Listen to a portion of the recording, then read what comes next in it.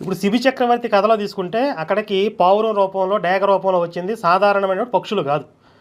దానికి ముందు దేవతల మధ్య సంభాషణ జరుగుతుంది. ఇంద్రుడు, వరుణుడు, అగ్నిదేవుడు వీళ్ళందరూ కలిసి శిబి చక్రవర్తిని పరీక్షించడానికి వస్తారు. అది ఎప్పుడు చూడండి, సగమే చెప్తాడు. అలాగే సత్యహరిశ్చంద్రుని కూడా దేవతలు పరీక్షిస్తారు.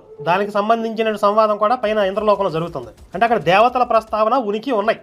సగం సగం కథలను ఎత్తేసేసి వీడికి కావాల్సిన వరకు తీసుకొచ్చి వీళ్ళు మంచి మనుషులు, మనం వాళ్ళని అంతవరకే చూడాలి, అందులో ఉన్నటువంటి దేవతల ప్రస్తావన తీసేస్తున్నాడు. మరి రాముడు ఎక్కడి నుంచి వచ్చాడు? సాక్షాత్తుగా విష్ణుమూర్తి అవతారం కదా. కళ్ళు దొబ్బినియారు నీకు, రామాయణం విన్నాను చదివాను అంటున్నావు కదా, కళ్ళు దొబ్బినియా నీకేమన్నా? ఇకపోతే ఇందులో ఒక విషయం చెప్పాడు కదా, వాళ్ళకి వైరస్ ఉంది. ఎవరికి? హిందువులకంట వైరస్ ఉండి ఏసైని తిడుతున్నారంట. అసలు మనకి మహాభారతంలో ఒక పద్యం ఉంటుంది కదా, అలుగుటియే ఇరుంగని మహామహితాత్ముడు అజాత శత్రువే అలిగిన నాడు.